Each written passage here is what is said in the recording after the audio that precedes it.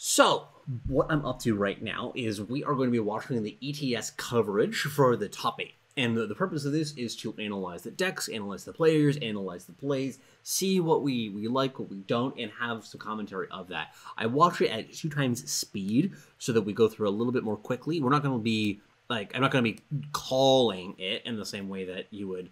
Looks like doesn't need to be that perfect. Yeah, I understand that. So I think that it's good. Thank you very much, Taylor.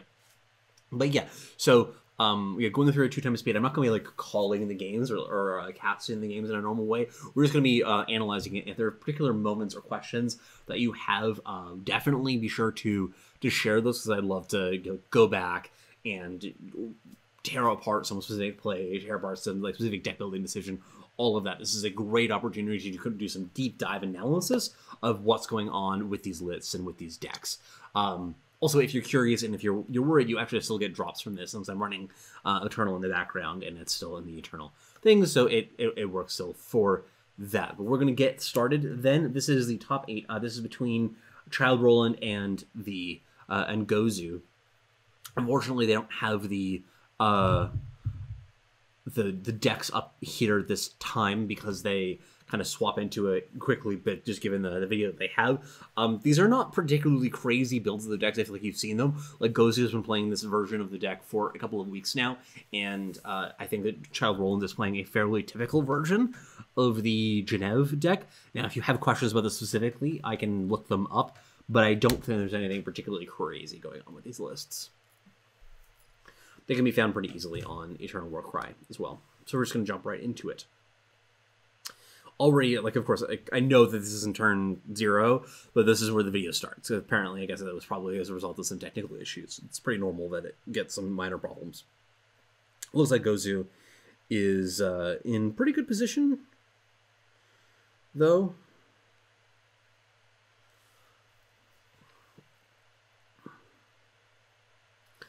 Does have a pretty good setup for lethal here over a couple of turns. I guess there's an opportunity for things to go wrong. I don't know what's in Child Roland's market at this point, which is one of my things I'd be worried about, like if there's some a burn spell or something. Given the fact that Child Roland is not just jumping at it, seems that we're probably okay. That is a good pull. Interesting. Okay. So I suppose that he's going for... Oh, he's going for the pit. Very interesting. There's a lot of lines there, a lot of possibilities there. I don't know how I feel about that particular choice, but that's fascinating.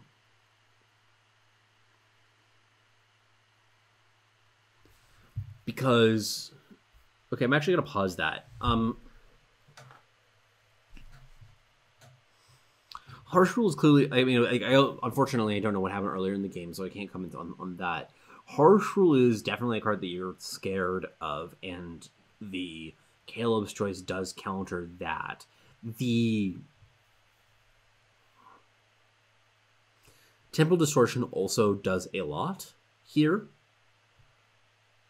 because it allows him to play things like Instant Speed Harsh Rule, which is very, very good against Zelchi, because Zelchi kind of is super difficult to block and super difficult to absorb all of that damage. Well, we don't know. Oh, no, the OP doesn't have the power. So yeah, that's that's clearly another consideration, I think, for why he's removing the pit as well. But I think that even considering that, because I think that Child Roland should be focused on if my opponent can recover. I think it's honestly the life gain is probably what he's worried about the most, because his most likely route to victory here involves some amount of burn. It's kind of my read. It's either burn or Zalchi getting through. Zalchi is not going to get through in the next turn, and afterwards you would kind of have to expect that the pit's going to be active enough that there's going to be worms. And as long as there's worms, Zalchi is going to have a very, very hard time, and you're probably going to die in the meantime.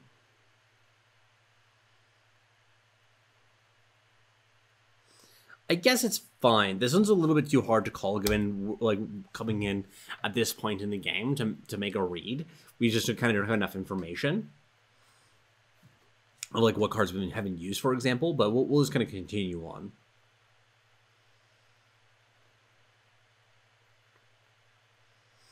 I expect what we're gonna get here is harsh rule. Maybe.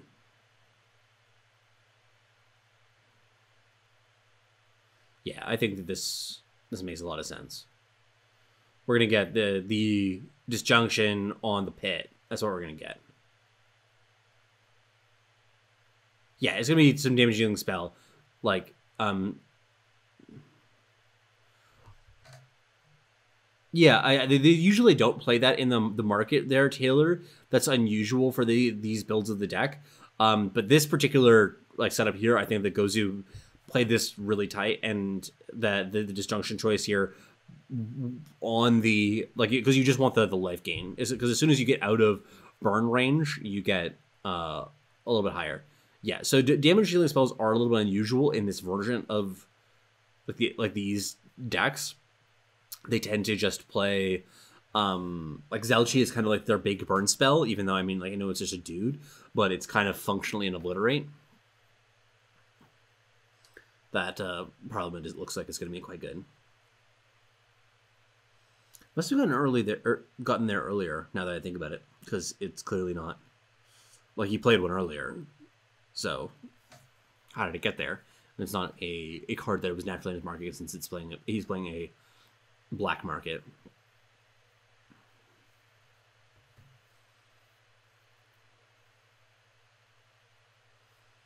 Yeah, now that we're up to 11 life, it's probably the sequencing there was very weird because I think that you could, for instance, play. Actually, no, it's probably fine. Maybe I want to use the. Yeah, you would definitely want to use the treasure first in case you draw Display of Impulse, because you would love to counter the Parliament there. Heart of the Vault is a good card, not quite good enough here. I believe we're going to get something like Ping Face with the heart, and then Permafrost on a worm.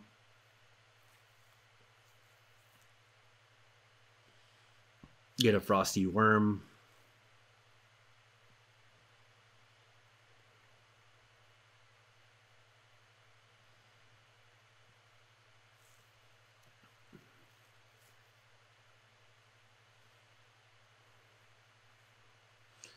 Oh, that Vanquish is tight. That was a very good one right here. Gets you that +2 life again. That life matters so much. It just cuts off all of the outs that are possible. Yeah, we're done here.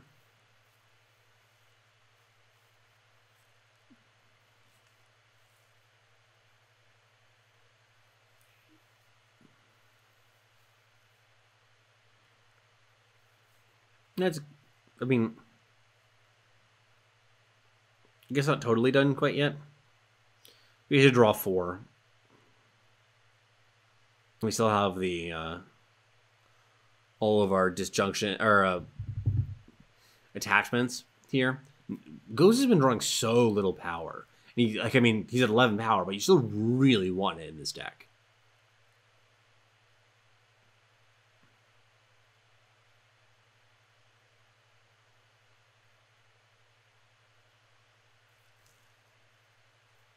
Yep.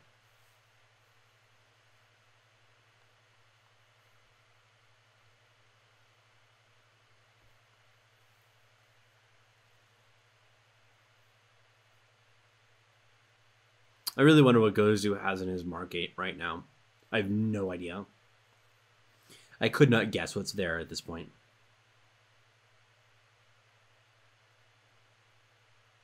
Sending back that. Oh, it's just power. Yeah, that's great. That's all you want.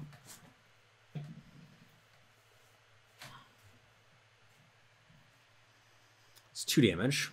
We're going to have to draw some power.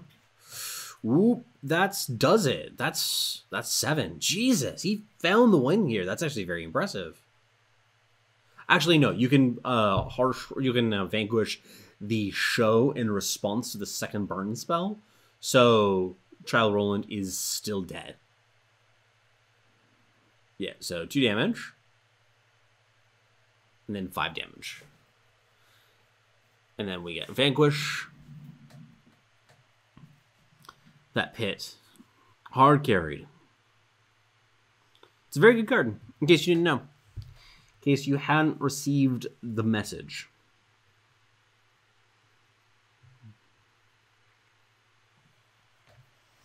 I can see a little bit more clearly some of the issues with the layout right now. I'm going to make a very slight adjustment while we're here. It should be a little bit better. That was just the first game of the top 8.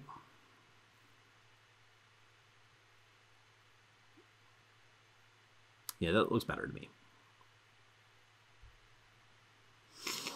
We are into game 2. We're going to be twiddling our thumbs for a moment. This is usually the case in these games, bottoming, topping, etc., etc.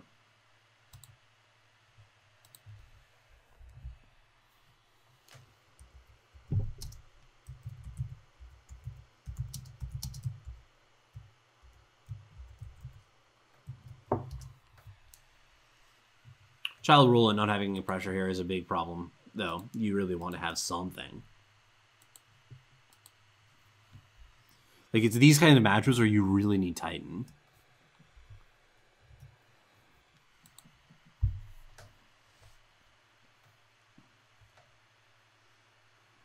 Like, you can do all these things, but you're just so far behind.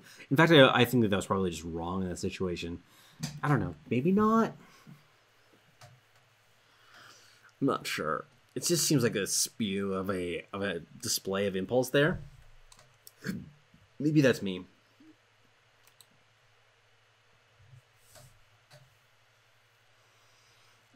That's good. Because sends your opponent back a couple turns. That seems pretty important, honestly. Heart of the Vault will be a good deal of pressure to get started, though. Gozu's starting to... I guess he has double Parliament next turn if he wants it. Ooh, excuse me.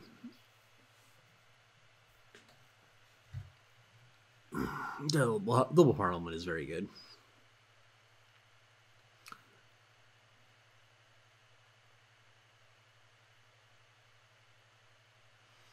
Hailstorm is also pretty good, given this board.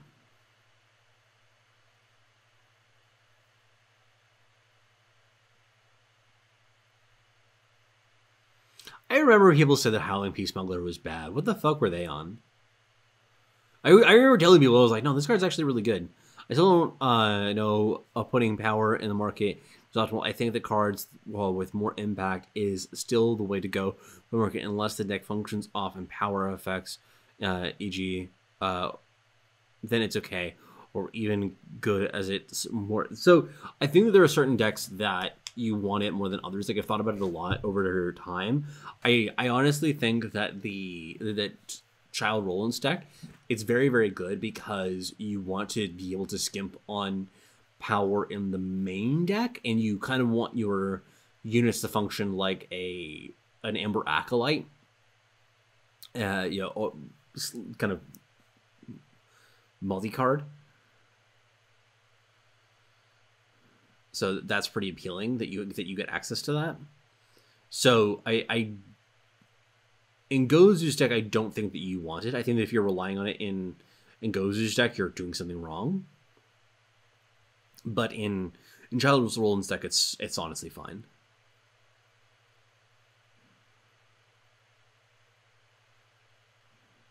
We get to Permafrost here and then attack with everything. Then he takes 9? Jesus. I like the no playing anything out. So that, yeah.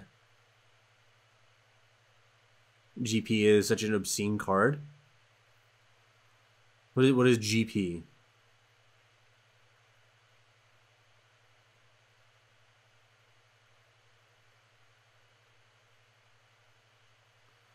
I'm like literally looking right now for a GP card. Oh, Great Parliament, right. Sure. I mean, it didn't win the game there for Gozu, so it can't be that great. Obviously, no. It's a very solid card. I remember, man, I can just think back to all the way people built fucking the Combre decks back in the day. Like, there was a while that Combre decks were just so built like irresponsibly, and they just like weren't playing Parliament or whatever. I mean, I think the card is good. Don't get me wrong. I just don't think it's like crazy. Great, we got a spectator bug. Very nice. We're gonna have to just kind of try and keep track of. Okay, we're just gonna flip back and forth, so that's cool.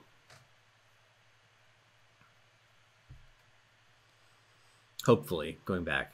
Pretty please. I'd like to watch the game. We can take a look at the decks there a little bit briefly, though, but I guess not. Guess not.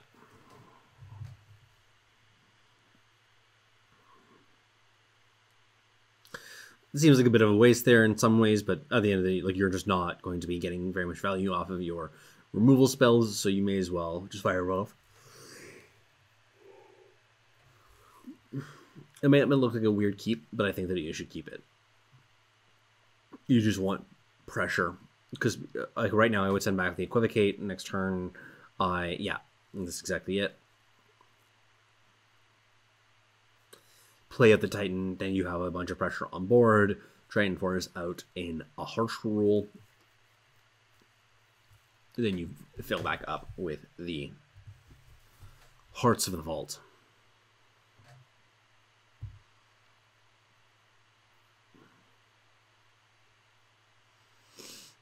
I think that I send back the Ambassador. Is that crazy? Sending back a harsh rule is also really brutal. I guess it's fine here.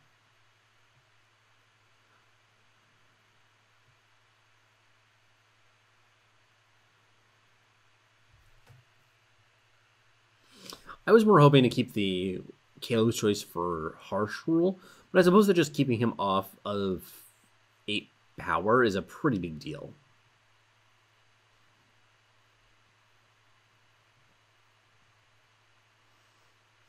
I think they're much better with deck abilities, but I still would prefer more burn or an obelisk in the market rather than the power.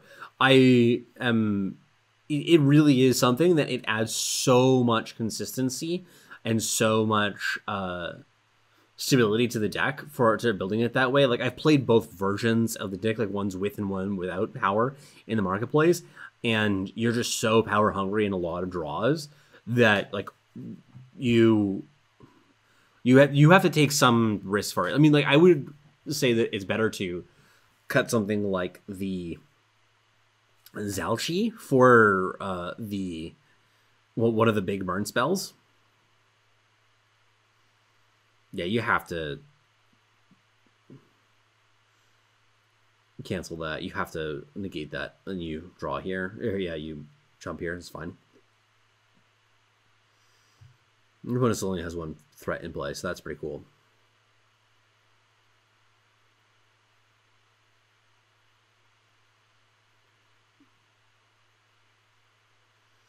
Either the Haru. Either the Haru is involved, you're usually fucked. And he has like Aegis and everything. Yeah, this game is like super over.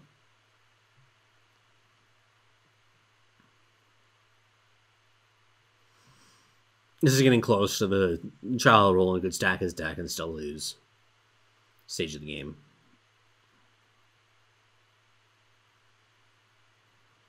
Yeah, oh yeah, fully.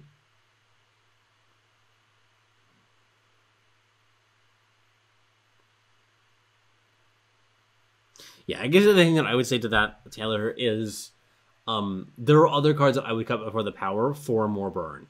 So Burn Them All is a card that I could see playing in the market.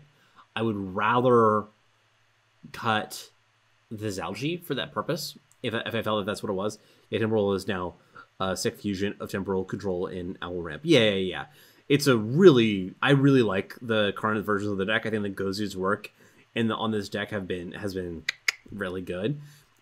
He's arrived at a place that has just a lot of great components. It doesn't have basically anything unnecessary to it. I mean, like, there's a couple of like small gripes that I have. Like, I don't know about playing 3 copies of Wisdom of the Elder. That card is very good. I guess in this deck, it's just like not necessary because you have the 4 brilliant ideas. Yeah, I would far rather the Zalgi to drop that one, because like given the current composition of the meta, like there are a bunch of decks that just go over top of that. So I just don't think that you need that kind of bullshit in order to have your deck function. Like you just can't have the game go on that long, especially since those who go that, like, I guess it's good against Temporal. Like this is probably the match where you want it. I'm not sure.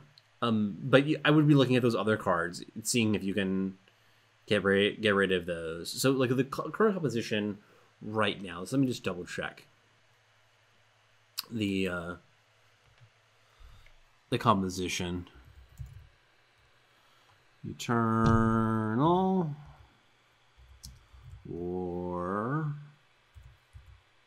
Cry. Yeah. This is all pretty standard stuff, so point something out if I'm missing something that's interesting, because like right now most of this stuff is pretty obvious.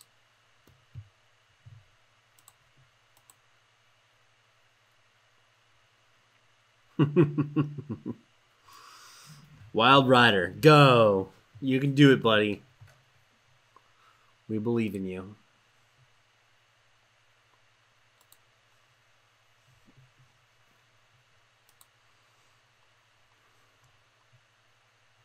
Oh, right, Attorney Core. So it's Pit, Temporal Distortion, Aid of the Kuru, Attorney Core, Disjunction.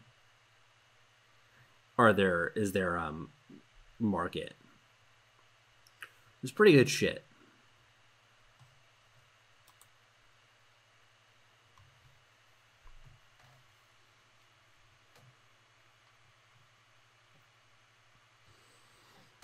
I think this is just a really bad matchup for Child Roland. Like, he really needs to get his...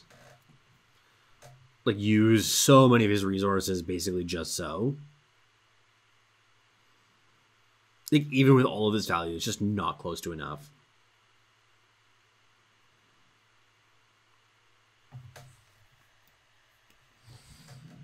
Yeah, we get Temporal Distortion, mid-combat, Harsh Rule, then double, that gets countered, and then double Defiance, I expect.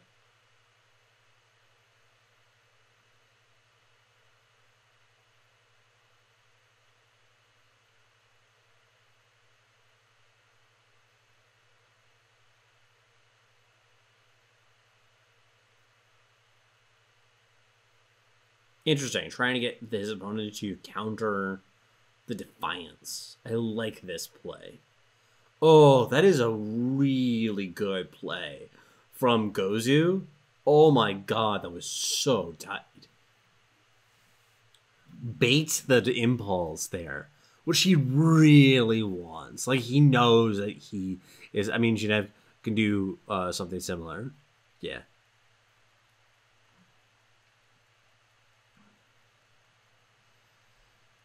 Was that not like a super tight play, though? Like, I thought that was brilliant. Because that display was, like, very clearly going to be a problem at some point. And he just found a way to pull it from his opponent at the exact wrong time.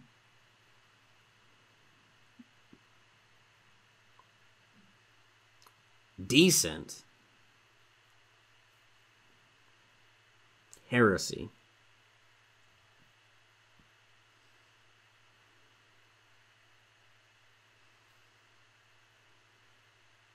Yeah, brilliant idea. It just doesn't work.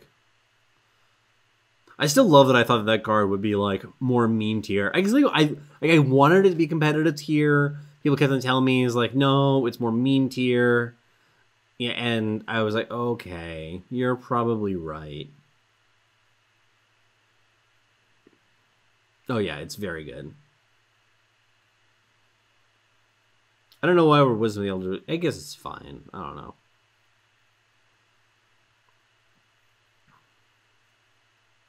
This deck seems pretty easy to beat if you want to, though. Like, that's part of the thing about this version of the control deck that I like, is I feel that it's much more beatable, and if you want to, if you mean to, than some of the other versions. That it, like, shuts down things down. Like, if you want to go hard in playing either, my big one that I keep on thinking about is, like, if you want to play very sight heavy deck, you're going to just manhandle them. Like, for the old Genev decks that are playing 4 of the Howling Peak, I don't think your matchup there has got to be close to 0%. 0% is obviously an exaggeration, but you know what I'm talking about.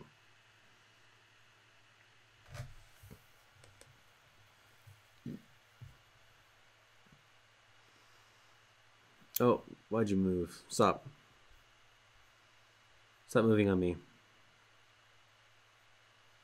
Twitch, fuck you. I think that the old versions of it, a lot of it...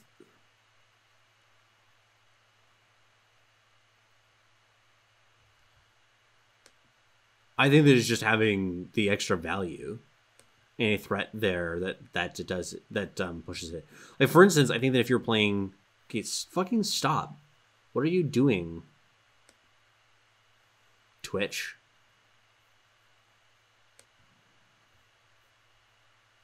Okay, we're gonna Legion Smuggler. Care. I mean, I like being able to shoot. You should be able to shoot them down. It means that you're able to continue applying pressure while also applying threats. Is part of my thing.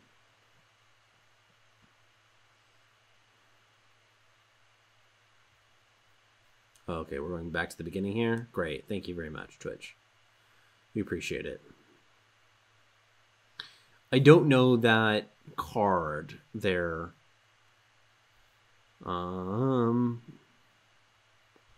Hopefully this unfucks itself. Give it a moment.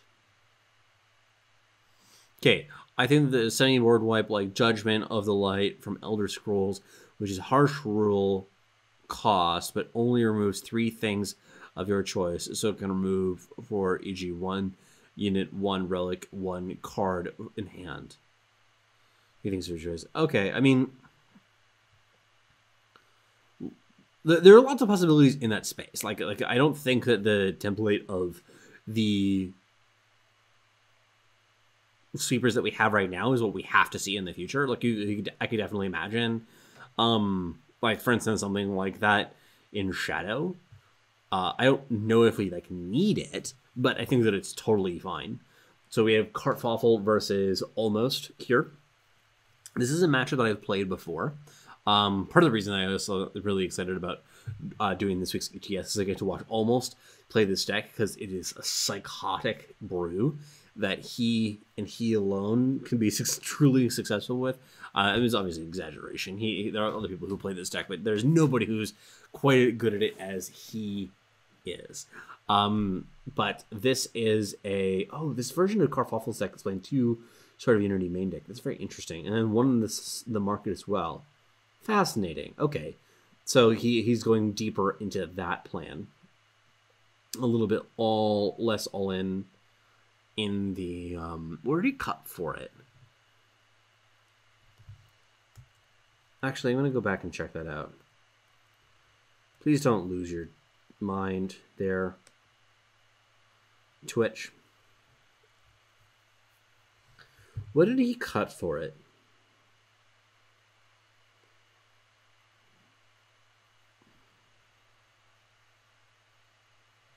Let me just look at old versions of the deck. Let's go just to the space games. Oh, come on.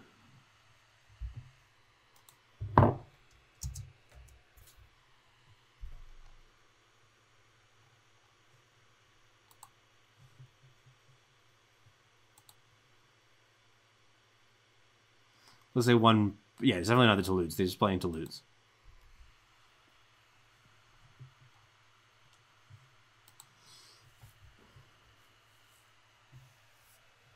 I'm just going to compare it to the traditional versions that I have.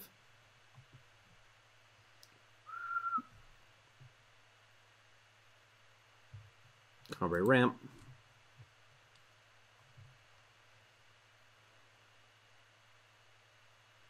Eternity Core. That's actually what he's cutting for some of them. Like the version that I have, that is the old version. I guess that this is a little bit out of date for it. I mean, this is from last month's tier list, and this tier list is going to be coming up soon.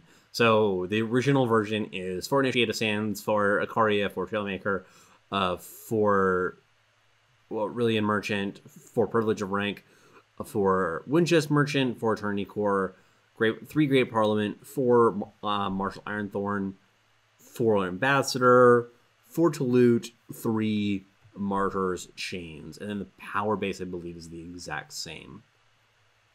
This case, the market is the exact same as well, but yeah, he's cut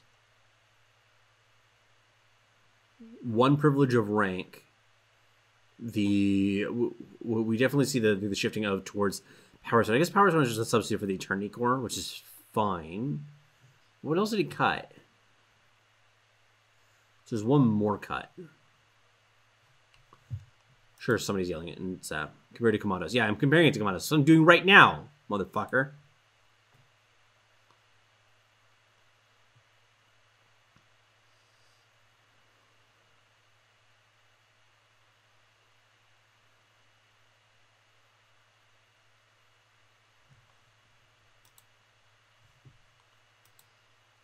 I'm not sure what the other changes. They made room for it.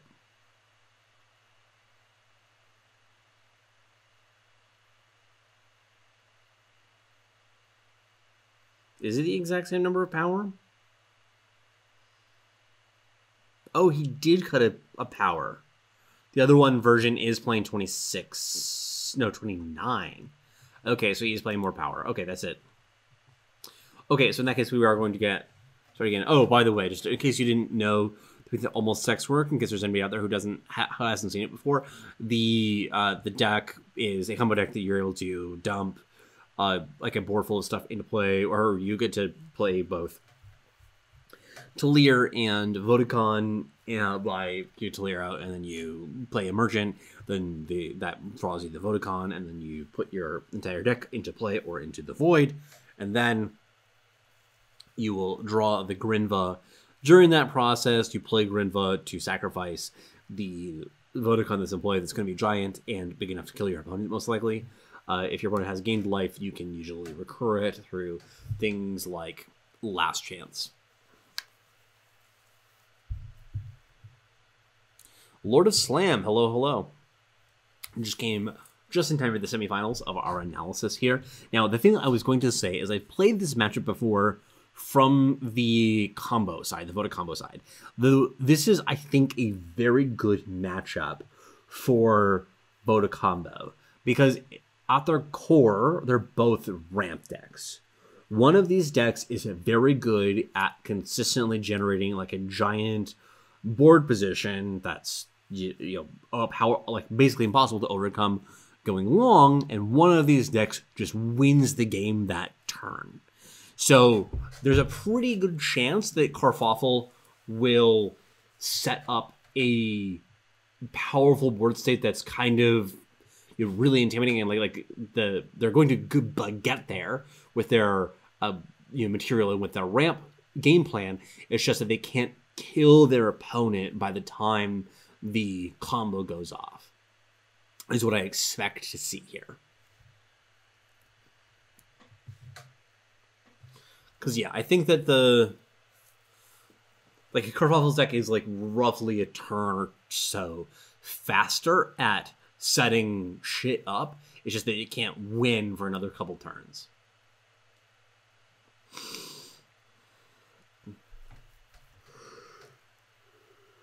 We're going to get activation of the Ikaria.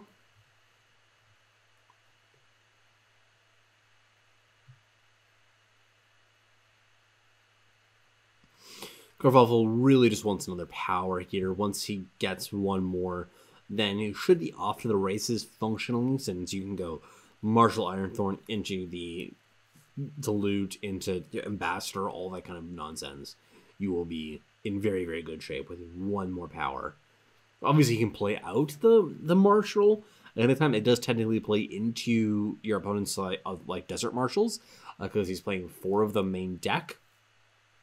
That's not the end of the world, technically.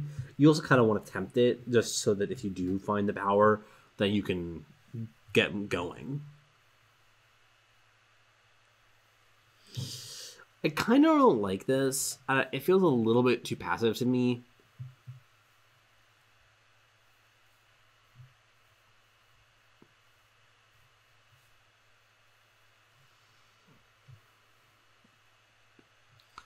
Interesting choice there. Should also say that Almost has like a...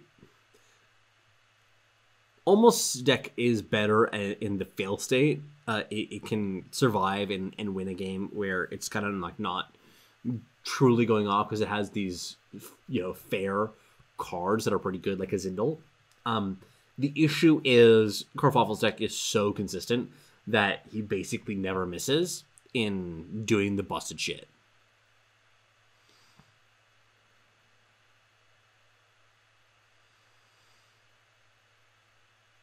Yeah. Yeah, you could see something like that in Eternal for sure. Like a Justice spell that was like, let's say 4 cost, destroy all units with 4 or more attack. I could definitely see that being a card.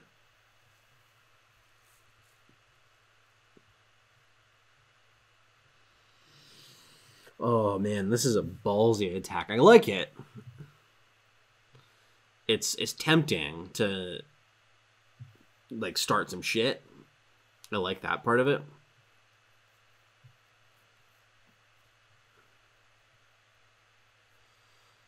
But Almost also understands that he is under some pressure to end the game.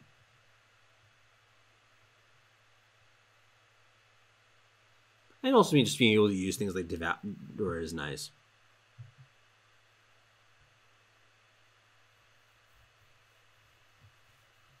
Yeah, cards like that also take on a different meaning in Eternal. Oh my god, Dilute in this matchup seems very decent. I guess you don't have a lot of Justice Sigils, might be a bit of a problem.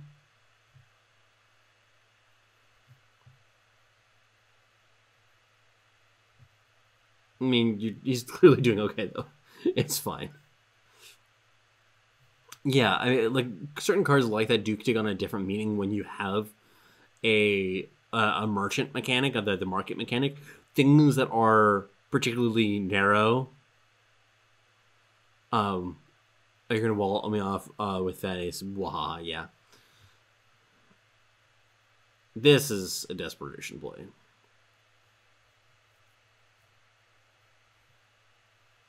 Yeah, it ends up in FJS too. Yeah, I think that it's... Direwolf has to be pretty selective in the sorts of narrow cards that they print like that, because it is something that it's going to have a weird effect on the game when you have it in the market, because it's going to show up very consistently when it's very good and very inconsistent. Like, you're not going to see it when it's not. I wonder how that's going to kind of frustrate future design space. It's a weird world. Markets have a very strange effect on overall balance.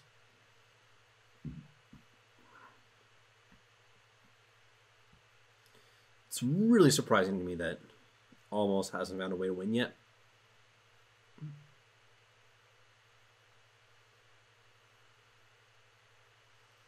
Probably a mentor effect, like destroy all units with attack greater than whatever. Everybody's favorite mechanic, mentor. Look at all those waspy dudes. Like, it's just impossible now for Kerfuffle to get back into this game. I guess... I'm trying to think if there's any way. Maybe there's something with that involves a... that we're done here.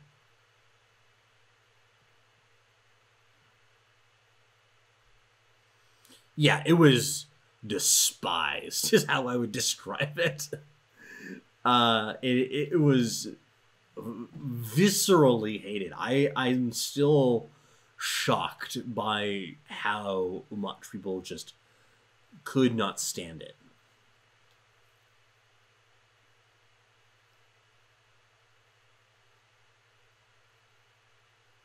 Oh, my wife and my mother have been texting back and forth all evening, and I have apparently been ignoring them. This Toulouse here is pretty good. It means that there's going to be a lot less card draw. I guess that there's no Zindalan play anymore, so it's fine. But you also get the martial activation. Totally forgot about that, but I mean, so that'll do it.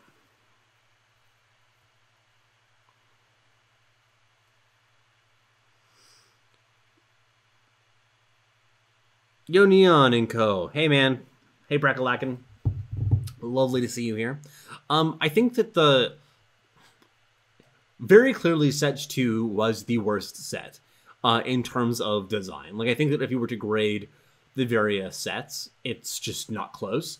That set 2 was the one that struggled the most, because I think that it was just kind of a question of like workflow stuff, where they had set 1 that was very, very good. Pretty easy to argue that it's still the best set, the best design set in my opinion. And then set 2, they just, I guess, had a lot less time and a lot less. I think that, oh, hey, Boxer. Set 3, I don't know. I think that Knight is a great mechanic. It's a lot of fun, especially in Limited. What else would be in set 3? Like, the diesel cycle is really cool. I think the diesel cycle, like, one of the main things about that I would rather that Tavrod had came out after the diesel cycle as opposed to before. Because I think... No, I think that you're being a bit too harsh on it.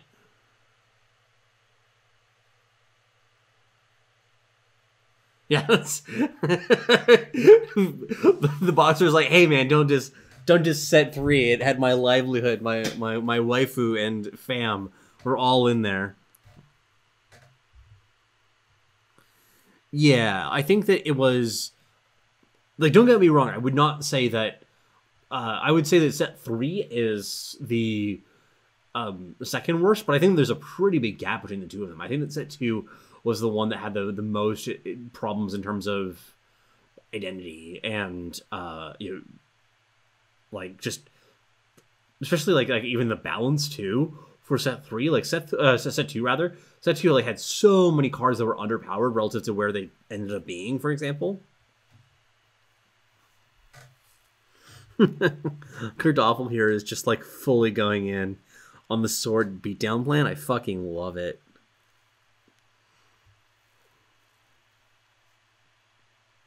Yeah, it was... It felt like it was just a... kind of a add-on.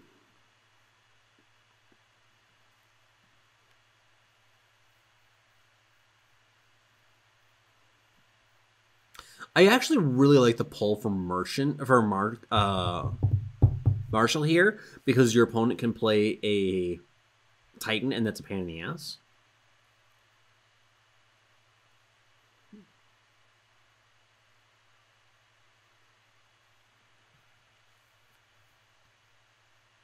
I also like this pull from almost deciding that there's a pretty good chance that my opponent did get sword, so that they could go beat down, so I want to play the Titan to slow that down. But he already had the sword in hand, so we're going to get, yeah, this activation here. I almost like playing at the Merchant first so that we can get that, the Merchant with the Aegis as well. I mean, that's too greedy.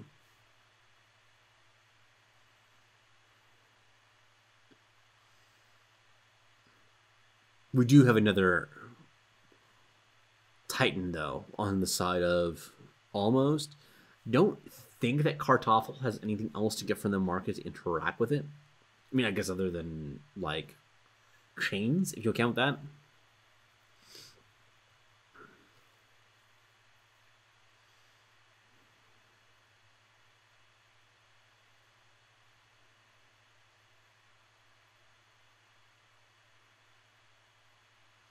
I don't know what you're talking about with Renown there. Like, Renown has seen tons of play. Amplify Show is technically an Amplify card in how it works.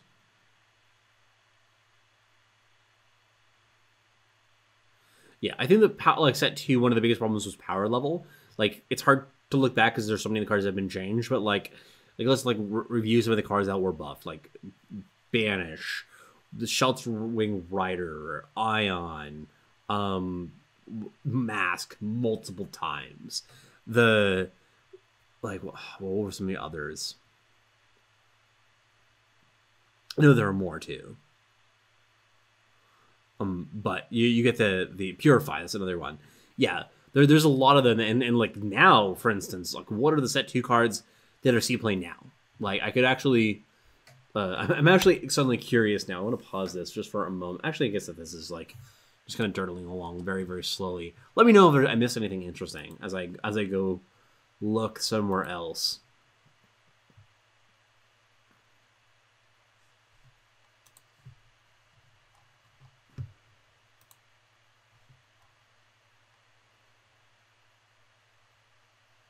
Champion of Fury. I guess it's the Skycrag cards are the ones that I've seen the most play since then.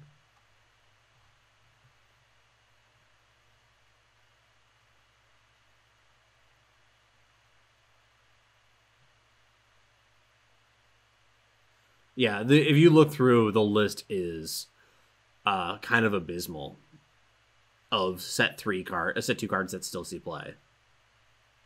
Slay. Yeah, it's like Slay plus the Skycrag shit.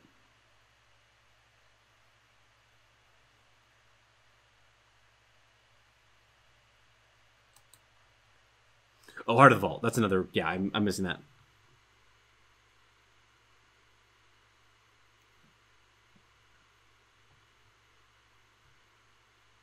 Yeah, there's always a Joe and Heart of the Vault deck, basically.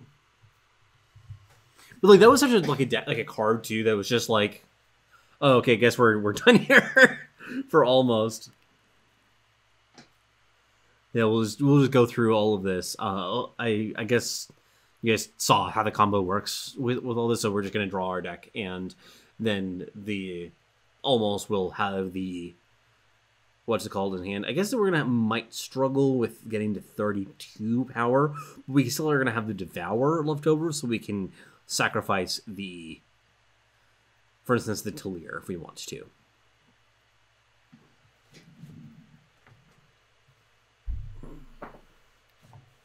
Yeah, the thing with Heart to me too is that it's kind of a lame card because it's just like, oh yeah, we got, I don't know, giant Aegis, giant warp dude that draws a card. It's just super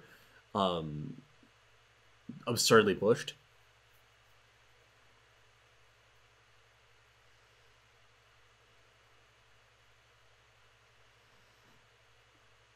Yeah. Like, it's a very classic big spell combo deck that it just assembles, the combo cards and then it wins. I also really like the play pattern of this one, relatively speaking, compared to some of the other previous versions, that you win much more quickly, too.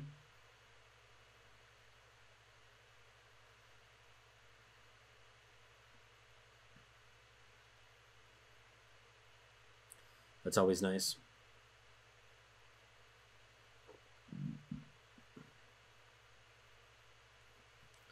I think that the power level is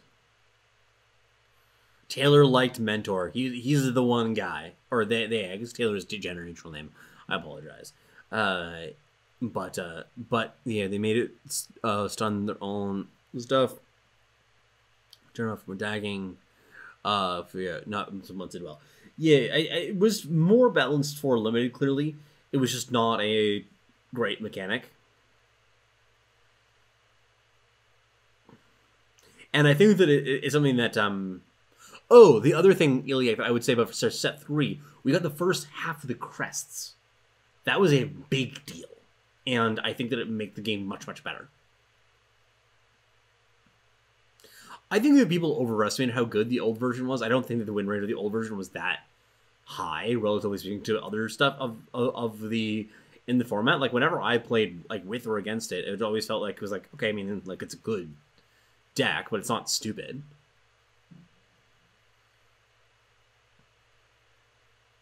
Like Scout in general as a mechanic is very, very good. So I mean, it's super, super subtle. So that I guess the Scout was set. Scout was at 2, right? Yeah. Scout was set at 2. Like obviously I'm evergreen, but then I just came in set 3 as Beyond the Power.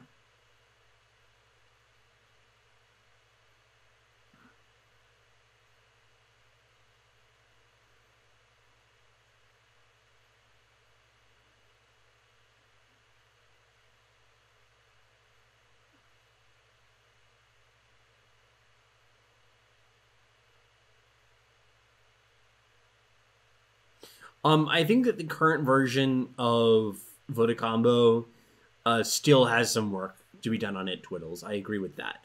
It is a good deck. I think that Almost is putting some incredible work on it, but there's still a bunch of cards in the deck that I'm like, I don't know.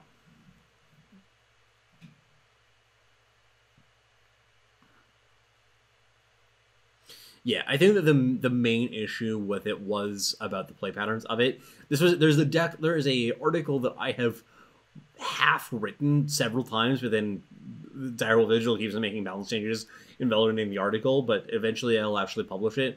I'm close to sitting down and maybe finishing it sometime soon. That's basically on the subject of decks that are unpleasant to play against versus decks that are too good, because a lot of the conversations that we see and have in the community around balance feel very disconnected from kind of people talking past one another. Of like, I mean, I see this like even within my own chat. I'm not looking at anybody in specific, Iliac, but they'll say things like, well, the play patterns are perfectly fine, it's pleasant to play against, how can it be worthy of a nerf when the win rates are clearly very, very good? And then like alternatively, you'll see people say something like, Reanimator I don't think has an outrageous win rate yet. I haven't seen it have that. People can say, well, it's unpleasant to play against a deck that just shits its entire deck into play on turn 5, and like obviously it doesn't happen every game, but when it does happen, it's super unpleasant. So that's a downside.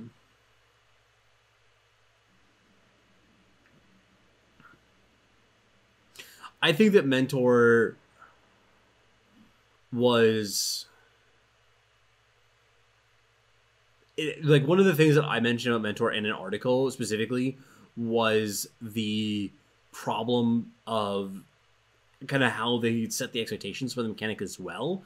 Like one of my issues with it specifically was they made a bunch of cards that seemed to be geared towards constructed, and it also like they were neither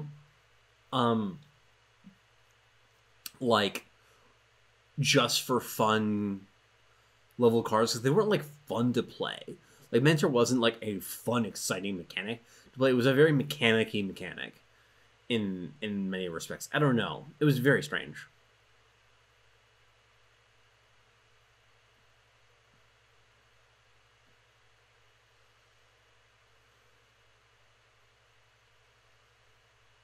I think the Spark could come back at some point. Spark in some respects, though, is also very similar to like... There's a bunch of mechanics that are in some respects very similar to Spark.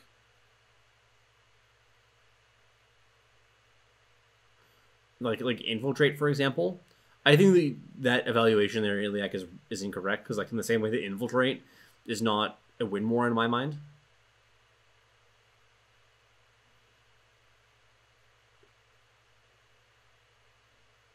Yeah, like Mentor also had a volume problem too. It had like a lot of problems to it in my mind of how it was pulled off.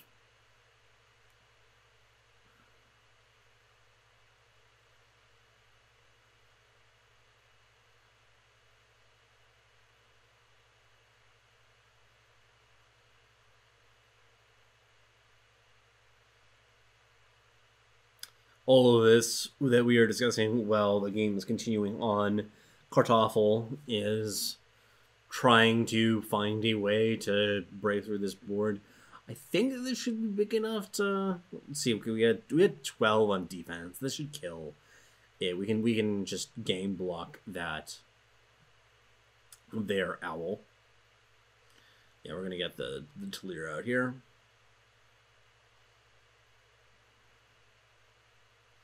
This is very, very good for almost... This is kind of what I'm mentioning for it, that Kartoffel, like, has this huge advantage on board, which is great.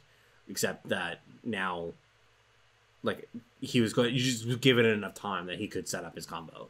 Like, technically, Kartoffel's, engine, like, ramp package had, started going off and started peaking. But now, he's just dead. Technically, it's possible to fizzle from here, but... Still hard. Especially given the fact that Kartoffel has no interaction whatsoever. I mean, I guess if there's the silence effects in the market, that's not particularly realistic, though.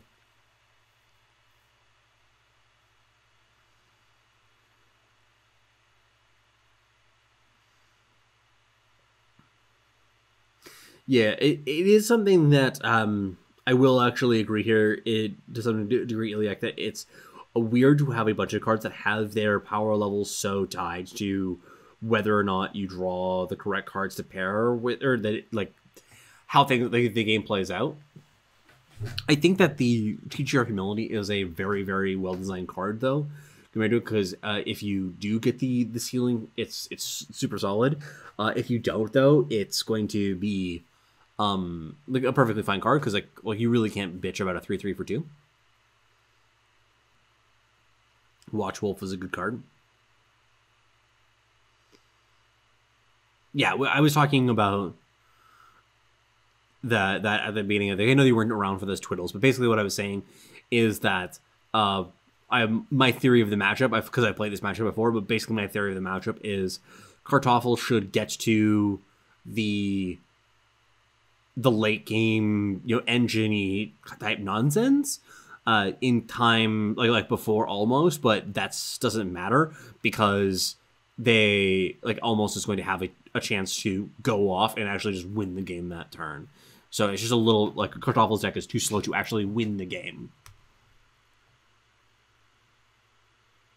Yeah, I love beating people with weights on. I've done that a couple times.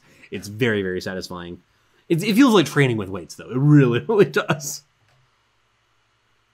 Yeah, I really do think that Teacher's power level is just, like, perfect right now. I think that it's just a super great card. Do you think Protect will start showing up in green markets? Spellers to deal with a voted combo could show potential.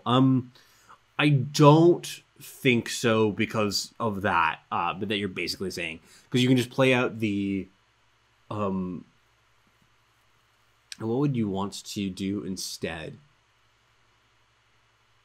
I'm trying to think of like another card that could really counter the deck that's most effective. I mean, I just think that there's better ways to counter it, that you just try and kill your opponent. If you focus on getting your opponent dead, then you can usually do it. Yeah, I think that you should not be focusing on trying to counter the combo. Like, it's possible that in a particular game that Adjudicator's Gavel could do a lot of work, but that's also not, like, consistent. Because if they get up to 11 power and have a card dispatched to a merchant, then you're dead too. So it does slow them down for a couple turns, but it's not, like, a solution.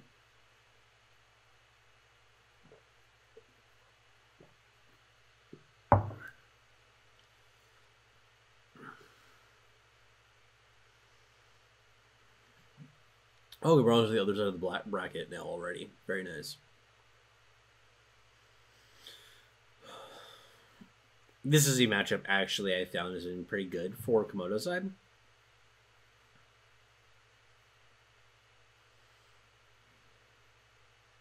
Especially if you're able to resolve the Elias, which is very easy to do, honestly.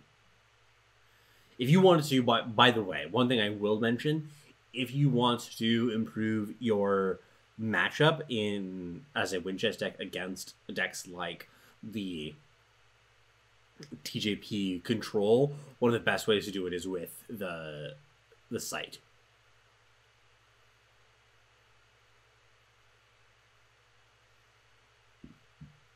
Yeah, unit discard also seems really good. Silencing merchants, yeah. There's ways to attack it outside of that. I don't think that it's that stuff like the protect or whatever doesn't help too much. I guess you could, like, if you really wanted to get crazy with it, you could do something like Copperhull Blessing. If you Copperhull Blessing that turn, you would actually win, but that would be a little bit silly.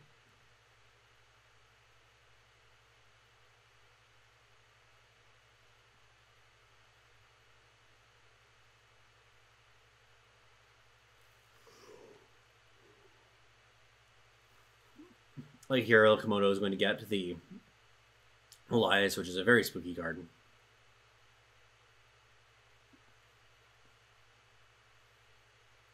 Yeah, I think that if you are playing Gavel, you should get Gavel against them as a default. But if you're not playing Gavel, that's fine too.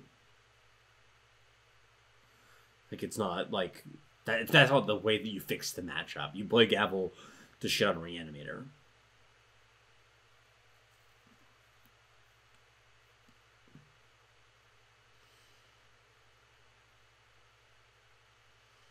I'm really tempted to just strap up this here. Yeah, that's right. Fucking give him the business. Teach him a lesson. This is what you get for doing nothing. Punch in the face. 16. Thought erasure, yeah.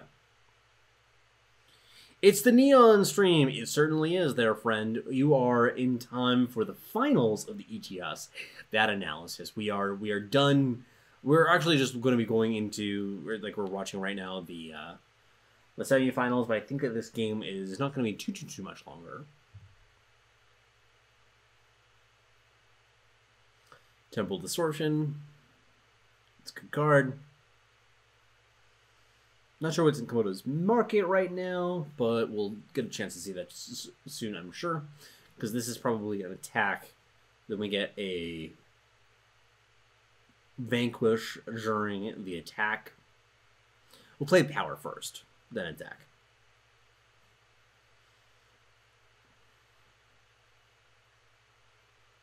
Play the power first, please. Oh god, please, no. We made the mistake. The same mistake, I mean, I've made this mistake countless times before. I guess you kind of want the 2 power-ish. Not really, though, right?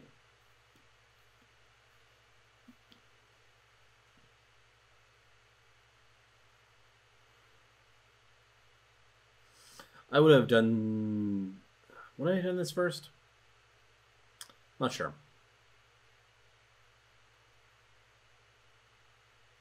Is that there are so few ways to discard to generate card advantage? Yeah, I mean, I don't think that that's... Like, the idea of discard is that you want to have it be... Like, discard is a mechanic that you want to put it in very particular places and low, like, very controlled amounts, because it is unpleasant when it gets to be out of hand. Like, unless you've played against the rack, you kind of don't really appreciate how obnoxious it can be when you really push it. Now, yeah, Mind Twist. Oh yeah, let's sign up for that business. Fucking go. Kindle, Mind Twist you. How does that sound, boys? It's actually particularly better in Eternal too, because of the influence system. That you like because in Magic, when you're doing rituals, you really care about the color of mana that you have access to in particular kinds of decks. So it's actually even better here in Eternal.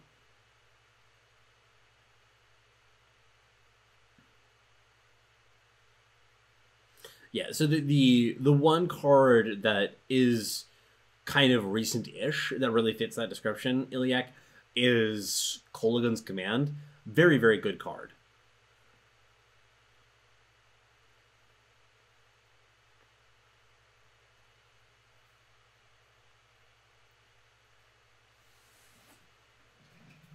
Still was actually not a double primal, which is surprising. On Gozu's side, we're finally there now. This might be going to a game 4. Like we get a. I guess we don't get a draw of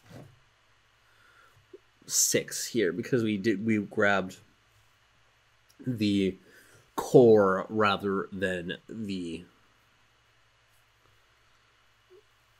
temporal displacement, distortion rather.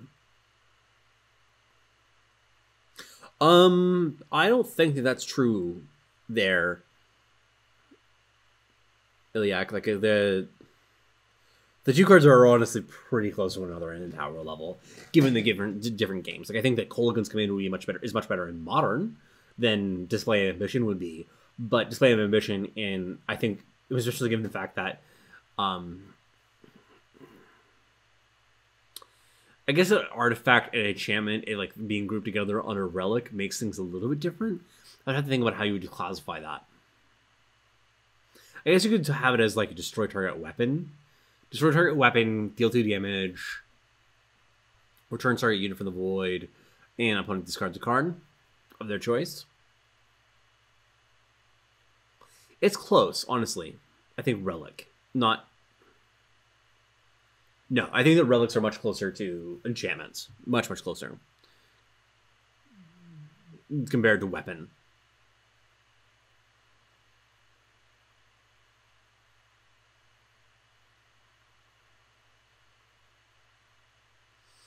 That's a hard, like, divide, though.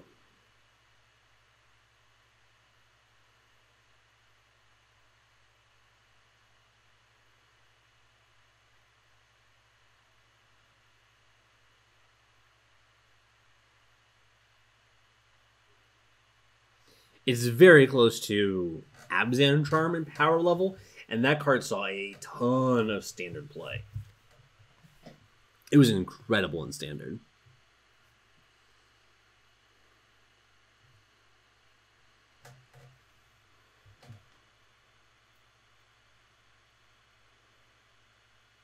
Bottom. Bottom. Yeah.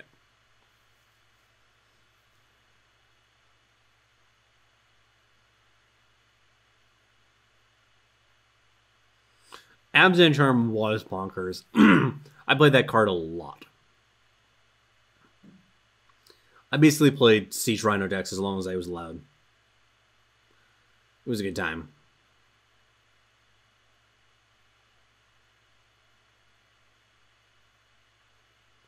That was close to the end of my time actually, like, actively playing Magic. This is that in Jeskai Black. Jeskai Black was my last hurrah.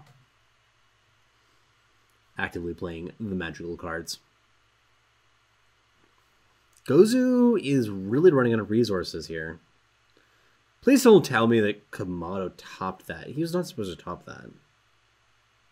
Bottom, please, for the love of God. Okay, yeah, he did.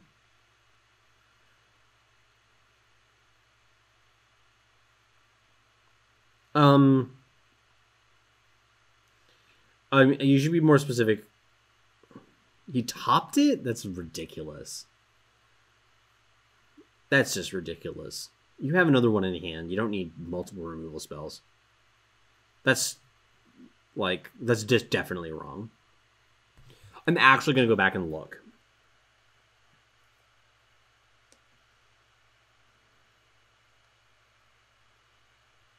If Twitch lets me. Actually, maybe I have to go here.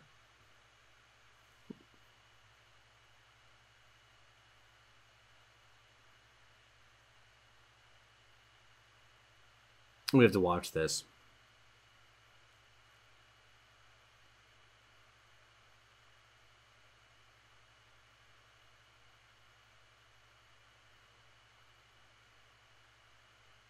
Think. That's a top. I really dislike that. That's an insane top. Hard agree. Your problem now is definitely not killing your opponent's shit.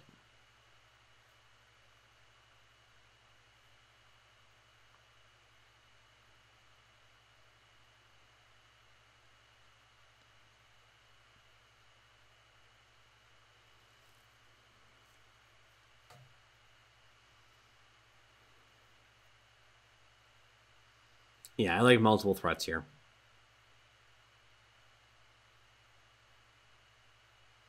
Force your opponent to have a sweeper or something.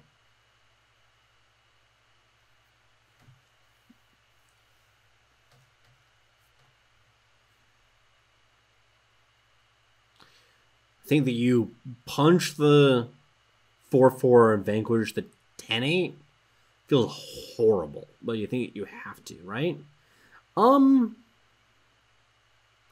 He actually might have enough to do the... Oh, this is a plan.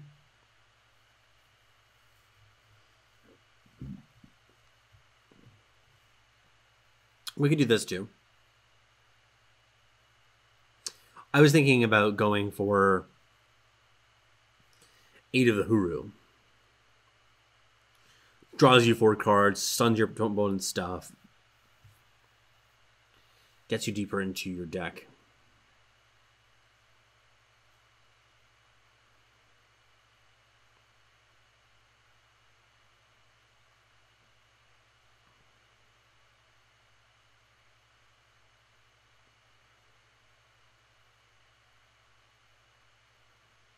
Ouch. Okay. So we do get a game 4. Very nice. I still think that top wasn't the same. He just happened to win through it.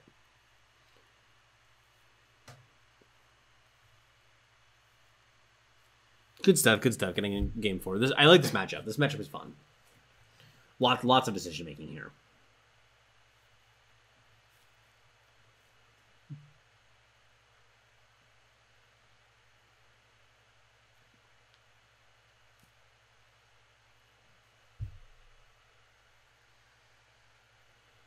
But yeah, does he have the rule main?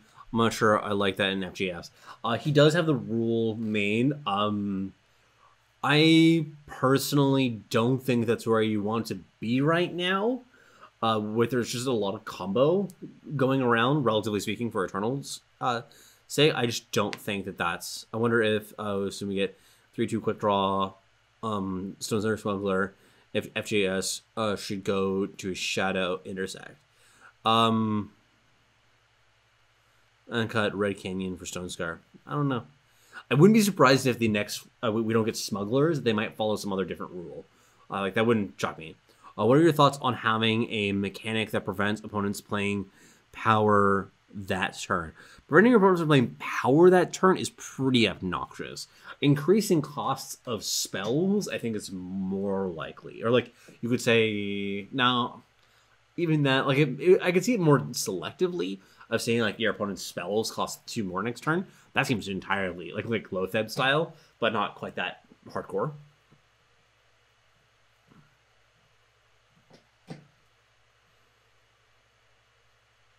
Yeah, I don't think that, I think that the Red Canyon Smuggler and the Hidden... That's not the Hidden Valley, that's the wrong one. What's the name of the Archerport one? I can't remember it right now. Yeah, there's already cross increasing effect. I know that, but in terms of like increase all the cost of all spells in your hand by 2 next turn. Hidden Road. That's right, it is.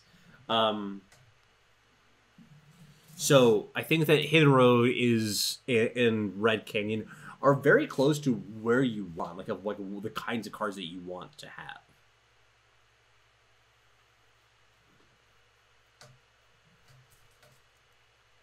Oh, wait, are we done? Did Gozu take that down?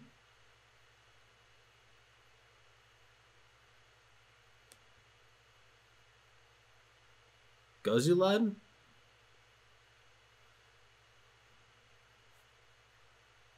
Oh, right. Yeah, I thought for a moment that Gozu won. It was Komodo, of course. Well, I'll skip ahead then.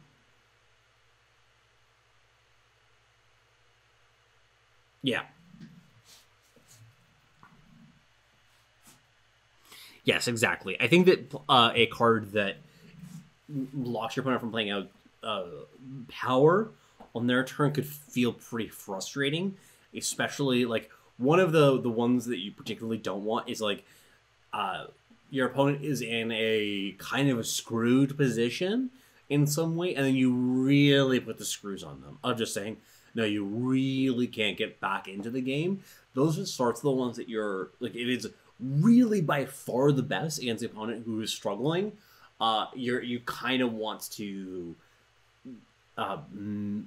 like skip over those. I think, or like avoid those kinds of mechanics. So, for example, like in this situation that we're talking about, like let's say that there was a 2/2 for 3, like just you kind of crappy stats, or maybe do a little bit better, like 3/3 for 3, then or 2/4 for 3. That just you play it and then your opponent can't play power next turn. That's so brutal on someone who gets stuck on 2. Just like absolutely horrible against the you feels horrible there, and that could really be frustrating play experience. So I don't think that you want to put your power into a card like that.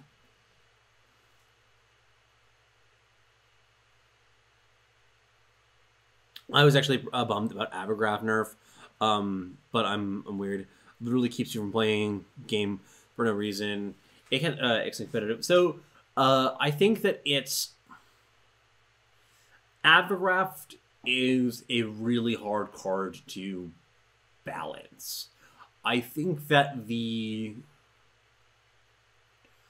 I think that a better way that you could have done it is maybe make the copies of the card that are in your opponent's hand are unplayable, like that those ones just specifically are locked out. Maybe not necessarily the ones that are in the deck. Because it is so frustrating to have a handful of cards that are locked out. I think that match was generally quite good. Like relative to, I mean, I'm usually a pretty big fan of most of the balanced patches that we get, but that one was one that was quite strong in my mind. Yeah, definitely Ixon got Ranch there.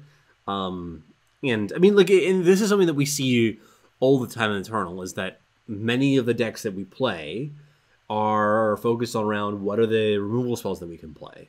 Like that's if you haven't figured that out yet, like you're just not paying attention. Like Slay, Equivocate, Torch, Permafrost sometimes, but like those are the cards that have basically determined, what it is that we're playing. And so not having Abergraph was a huge nerf to Ixton. And as a result, especially, Ixton is one that sort of lacks a coherent identity as part of the problem there.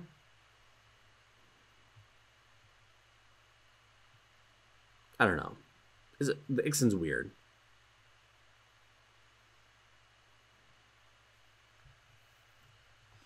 I guess that, like, honestly, like there are a number of faction combinations right now that just I don't really make sense to me in terms of like some of the stuff that's going on there. Like Aurelian, Corendon, and Ixon are all in a little bit weird places. I honestly really do think there's a lot of potential for helping that a lot going into the expansion here. By the way, okay, we should actually talk about this game now that we're here. We're actually into the game. This matchup is interesting, because Komodo is under a lot of pressure to end the game quickly, and there are very specific cards that really help in this, and there are a bunch of cards that just kind of don't. Like generic removal spells and trading just is not really what you want to be doing in this matchup. Because you just need to be getting damage in, and almost just has like endless hordes of meat that can absorb damage and trade with your opponent's shit. I'm interested about this timing here. I have a hard time believing that this is correct of the timing. Okay, so this is... Oh, that was a perfect timing. That was perfect timing. Reads Komodo like a book and says, I have one spell in my hand. My opponent is going to be sabotaging me. Next turn, I am going to be trading my Devour for Talir. Almost is a psychic. Like, just straight up voodoo is what happened right there, boys.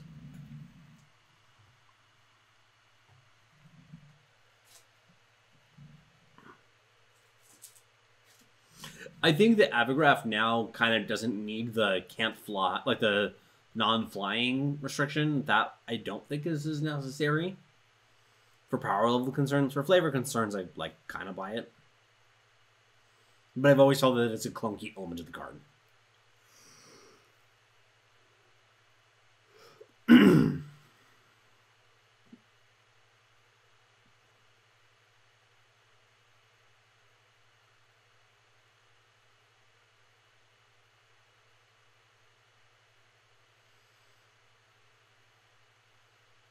Yeah. Still a slow death strike. Yeah, I think that it is a slow death strike at that point, which, I mean, obviously is not great.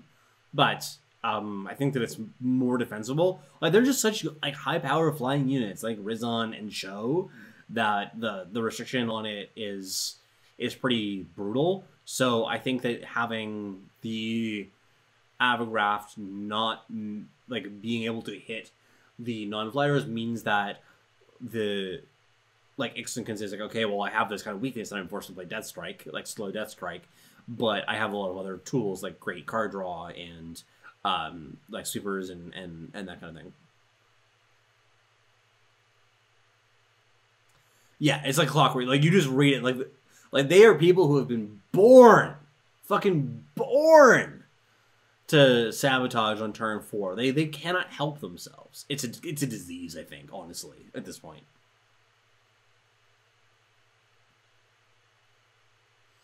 Yeah, you have to tune down ASAP, but and like it's also in some respects you're kind of on rails. Like, you don't have another choice, right?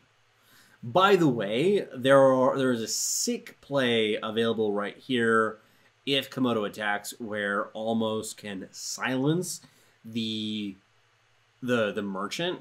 Could just take the hit if they want to, and then go in and kill the... Okay, he decides to just go for this and then trade with merchant plus Titan. Sure, this works. I was more thinking you silence him, maybe you chump block, but then you can go in and then kill the tomb afterwards. No, I do not think that was a great attack.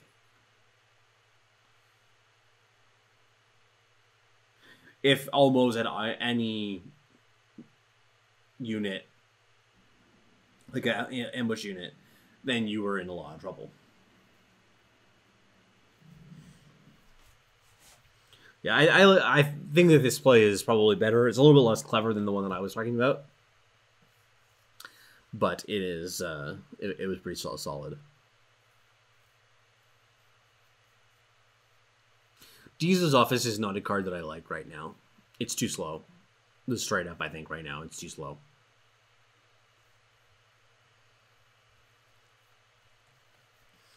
Rizon's a good card. I like playing that card.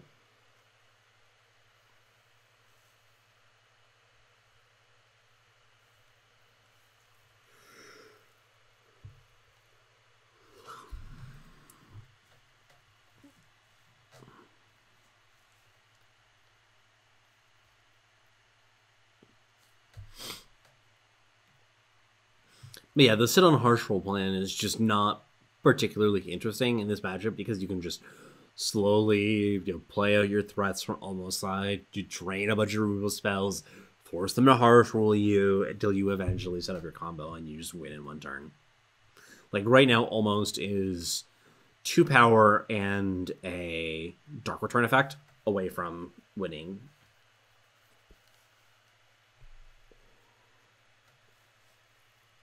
Which sounds kind of like silly to say. It's like, oh, only, whatever it is, 3 cards away. But it's really not that far away, all things considered. Especially given the fact that almost is at 25. And has no threats on board. Actual 0. Like, I know the Deezer's office technically counts, but not active quite yet. As a Deezer, which really is what matters.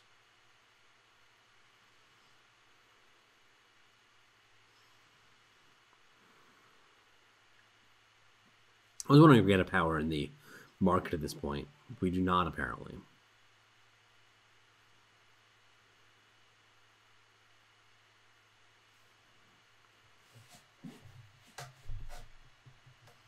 What do we even market at this point from Komodo's side? Gavel. Right.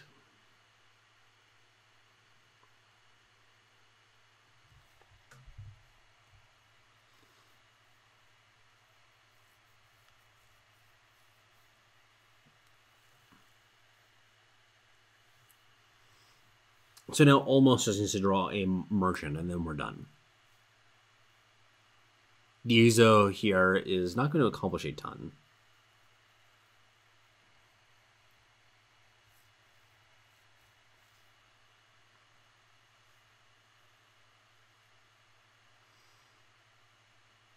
This is why I'm liking my Charge Rodless deck right now. I play 5-cost Relic and use Anti-Polisher to make it cheaper, and my opponent plays the site. That sounds like fun. Oh, we got a big fat host here. I didn't even see that. Hello, friends. Hello, Platypus King viewers. I'm sorry I missed that. I didn't hear it. I should turn on my volume. But we are currently watching through the top 8 of the ETS, and we are talking about the various plays. Right now, we are in the finals. Hello, Platypus King. I didn't see you come in. You and your 102 friends. Yes, hope you had a good stream. I'm sure that you did. So right now, we are waiting for Almost to draw a merchant and end the game, effectively. Just finished my podcast about the ETS and all that jazz, so it made sense to come to the host. Well, I appreciate it. So thank you very much. This is a good play. Obviously, we get some nice blockers. So next turn, Almost has the kill.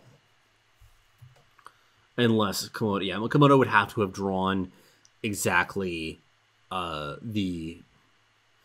I guess that even the display of the ambition wouldn't do it here, but still, we're done in this game. Yeah. No, I definitely appreciate that. But now we get to see the combo in action. Komodo could just harsh roll here too, and they'd still lose because there's only one of the ramp in play. Thank you. Take it easy, man. Okay, so this is the combo once again, in case you guys have not seen it. So we are going to play Talir, and then play the merchant, and then trade whatever you want into the market. Get out the... I guess you have the possibility of binning... No, you can't bin the Grinva into the void. So, in this case, you are... like, the game is just over.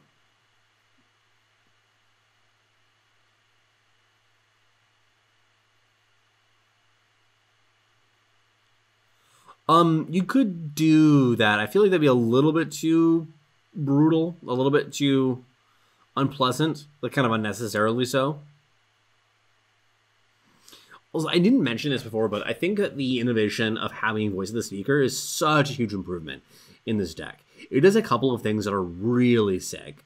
One of them, it makes it a lot easier to get really big power numbers to make sure that your Vodacons are more consistently lethal, because you did have a potential of having your opponents draw out, gain life outside of the range of it. Like, if you knew how to play the deck, you could still get a manage. I thought voice was a staple. It was not a staple just like a couple weeks ago. Like, for instance, like I know that almost top 8'd it with this a similar deck a couple of weeks ago. Let me see if I can find it. Wasn't last, actually 2 weeks ago. Maybe it was last week. It was even before that. It's like a month ago. You guys are watching all this. There's obviously not a lot to say here.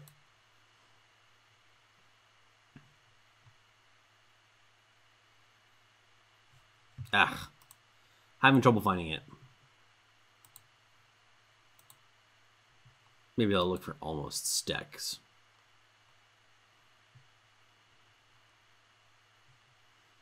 Yeah, Rabid Talir from February 27th, 2019.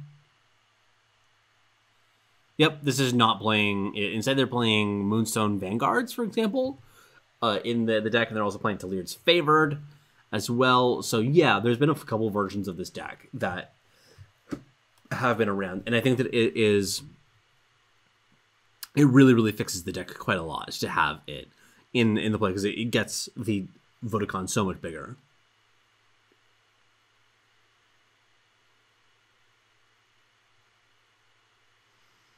Yeah, this one is a little bit damage limited. If you're creative, you can get more damage out of it. You can devour, return it, dark return it, devour again, that kind of nonsense to get that damage levels up higher. But it does require some work, and especially if you have the gavel on you, you're very limited in the amount of damage you can do.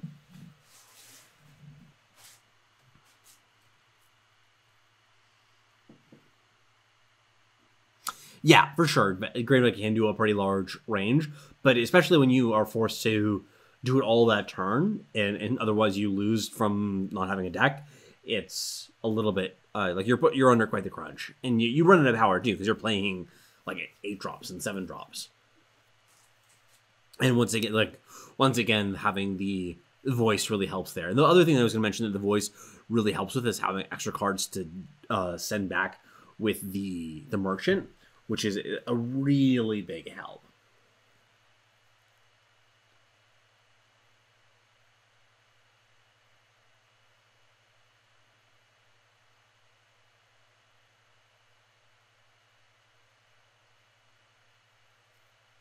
Yeah. Yeah, I think that's a big point too, is that you are more likely to run to go all the way through. I mean, I think there's a lot of reasons why it's just excellent in this deck, and so I think that this particular build of the deck is much better than the ones that I've seen previously. Part of the reason why almost was successful.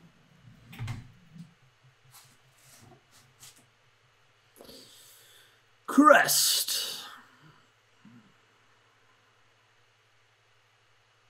Top or bottom here, I could see either. Kind of want to bottom it because I just want to find a merchant. Merchants are like the most important thing in this deck. Yeah, bottom's it for that purpose, basically. Komodo's on a bit of delay. Going to, I think, at least? Maybe, I'm not sure. Oh yeah, he's definitely on a delay.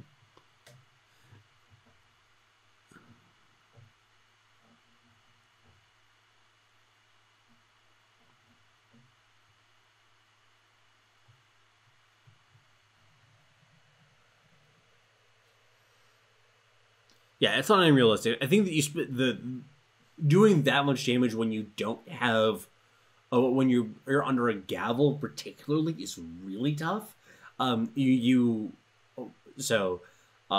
think that that's kind of a bit of a recipe that if your opponent has set up a big Life Stealer, for example, somehow like been hitting you with Varas, or even chump blocking a bunch against your opponent's Varas that are like above 50 health, and they have you under a gavel, then you might be in a lot of trouble for it.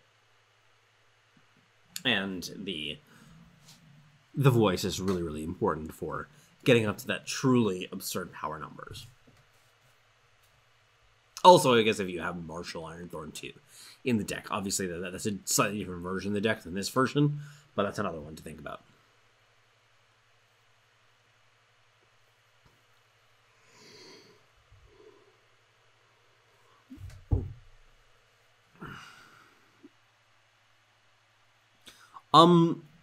That's an interesting point there, Singularity. I personally feel like there are aspects of all of the decks that do the various. I think that both Genève and Windchest have like this kind of clear identity.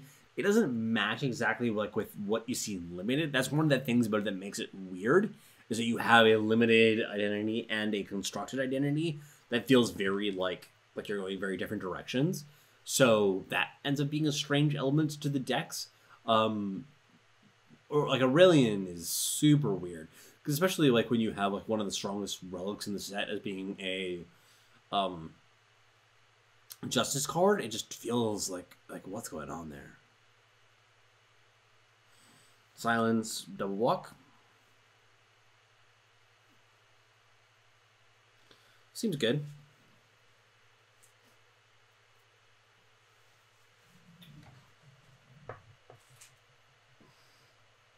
Yeah, I think that it's something that I've generally heard, that designing for 3 factions is really hard to do, because you're trying to create an identity that overlaps between 3 different factions that you've tried to separate out in various other ways.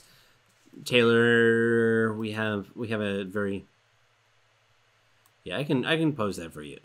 But Nightbot is hungry.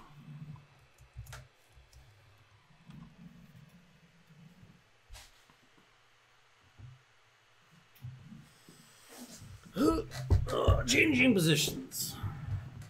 Now, this has been a long one. It's 2 hours.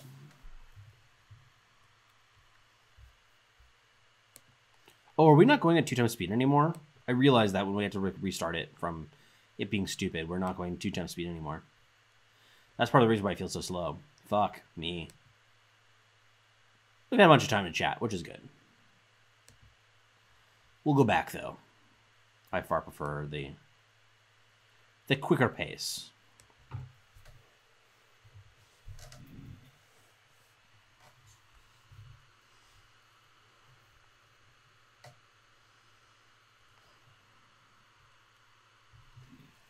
You could probably get away with playing something stupid like Carnivorous Sauropod and some casual tournament engine. Yeah, you could. No, I posted it for you there, Taylor. Don't worry about it.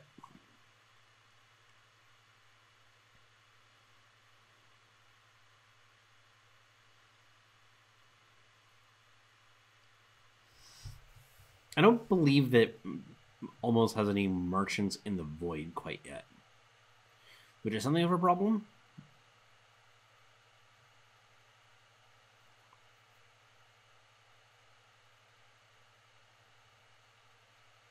What I might actually do here is play the merchant, play the... Yeah, this is what I would do. Yeah.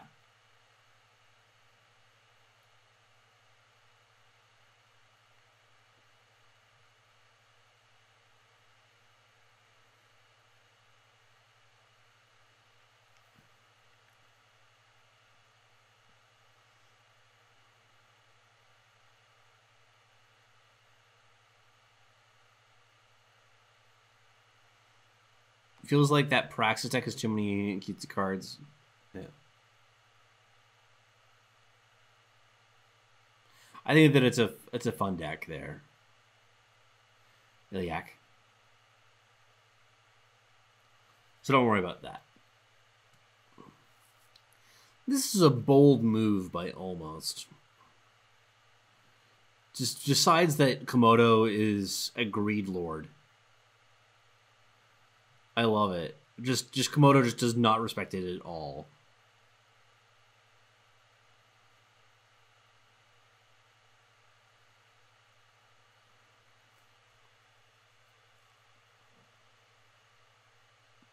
I actually just love this.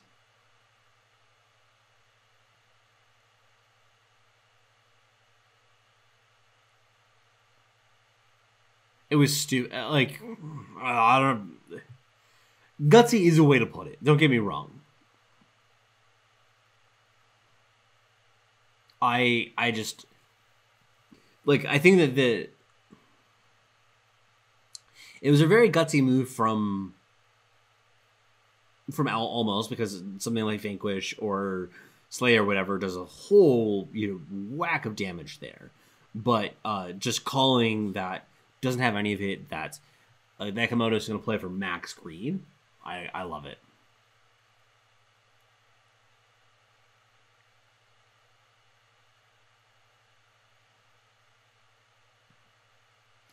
Yeah, that I would very, very clearly very optimistic.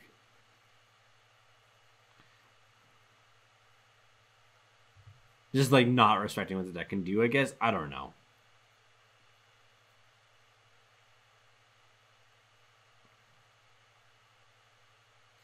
I feel like Almost is only, like, given the game state, is only going to play that out when they are pretty confident they can win. Wait, is this a mirror? No. We might have switched sides? I don't think so, though. Did we? I can't remember.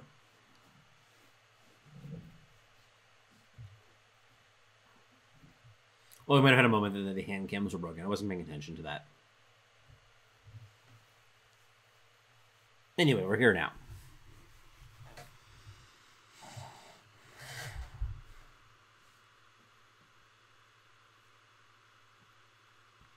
Hit him in the face. Ooh, yeah. Teach him who's boss. I expect Komodo is going to go full aggro, as these people often do. I think that Almost is going to silence, and then, yeah. Oh, just not even attacking. Interesting. Very conservative play, actually, from Komodo. Just having 7/7 blocker. But, like, this is just not a winning strategy. Like, how do you win here? How does a 7/7 blocker win you the game?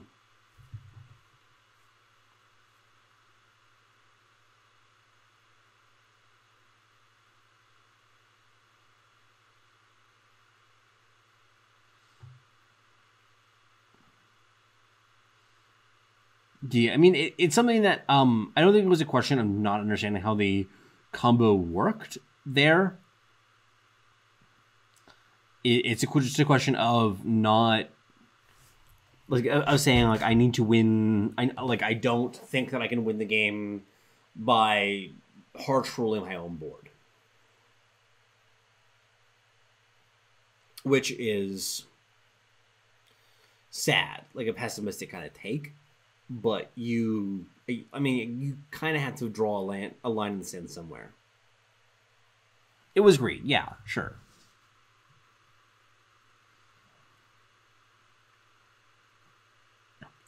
You could argue that it was, yeah, everyone understands that you can't let Talir live. Like, it wasn't a question of not understanding what was going on. It was just a question of not respecting the deck.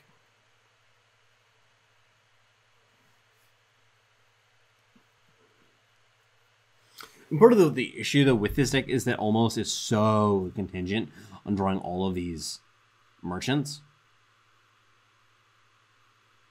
Now, this is a game where Almost can very clearly lose, because Maiden is a problem.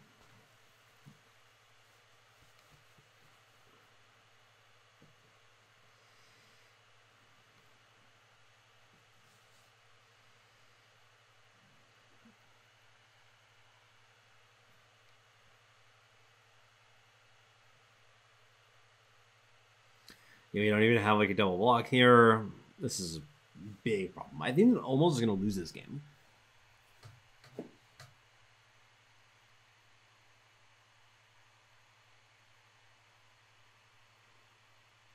Yeah, I can still respect sometimes other people just saying, like, I can't win going long, so I'm just gonna go for it. Make something happen. Try and get lucky. I don't know if that was necessary at that point. I'd have to see the rest of the hand. I don't know the deck list, like the particulars of the deck list, well enough to really know for sure. But that might be just the philosophy that he was going for it.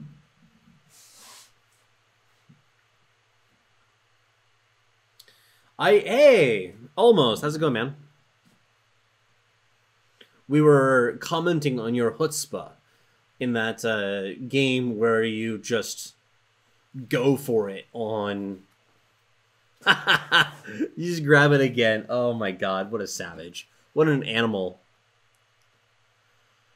It's just over again. The torch, there was kind of a blow, but it meant no power for the display. Yeah.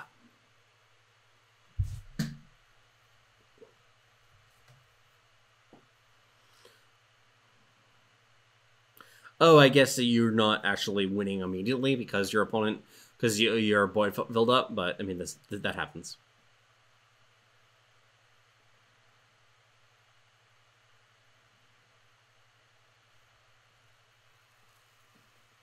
But you're in a, I would describe this as a pretty good position. Like an okay spot. Okay-ish.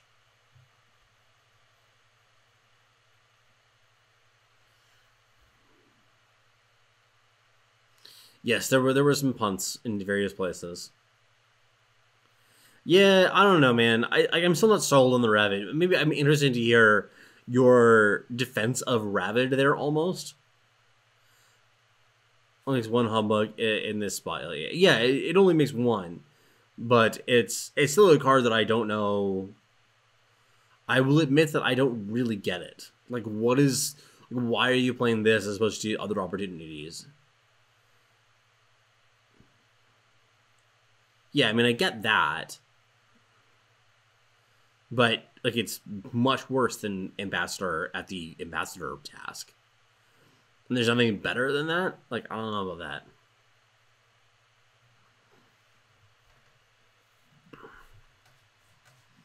Like, if you want just ramp, then...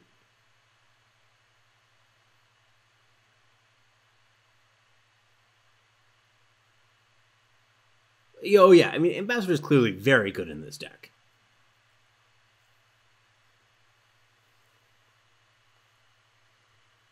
Oh, did we finally get that stupid,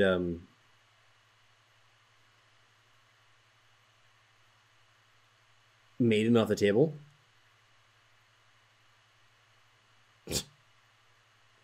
This game is very funny.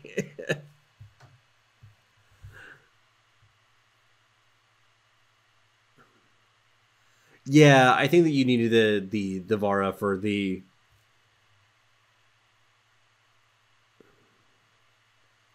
value purposes. Like the stand together. Yes, that's the problem.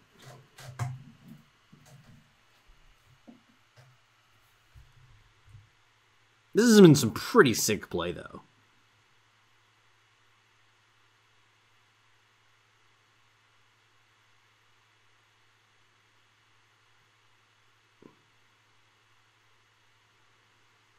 Almost a 23 power.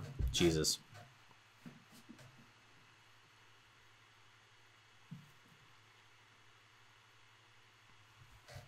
I need to keep adjusting my camera as I'm moving around. I have a hard time sitting still, boys. I admit it is a weakness of mine. Yeah, I just have to, like, strap them up with these cudgels.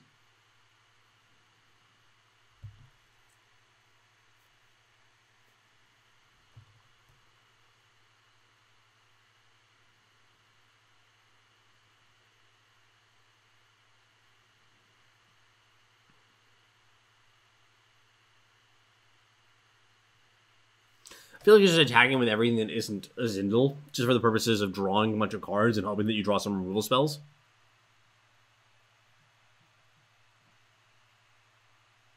Yeah, voted plus voice. Yeah, definitely. Yep, that's the plan. Draw some cards, and then yeah, hope that we just get some removal spells, and then we can finish the game that way. Your opponent's gonna be on like a bajillion because they gain a whole bunch of life, but that's fine. Oh, we're even attacking with the Azindel. Interesting.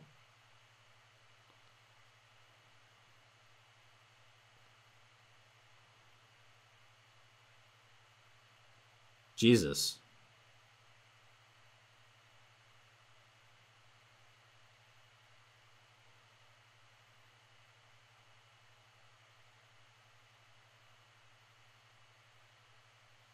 Yeah, I think that was wrong. I think you should be focusing on pushing through value.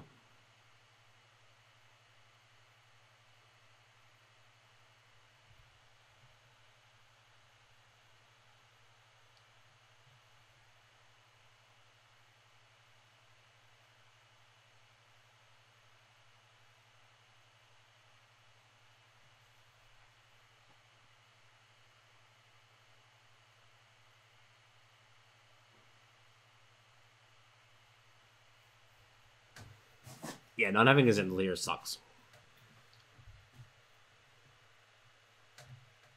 We're definitely going to be ending up seeing this here Maiden sooner or later.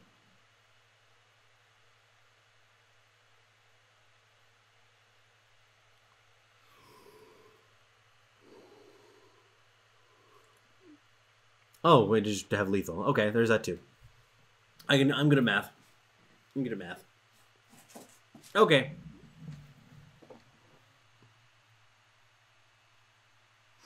Yeah, or winning the game. That also works. That was a weird mashup. I feel like it's not that bad for Komodo, but also yeah, the particulars of Komodo's deck make it really bad. I would far rather be on a more standard build than a harsh rule build because you just like you need to commit to the board. You need to be able to kill your opponent. You're under a clock that they're going to combo off on you. So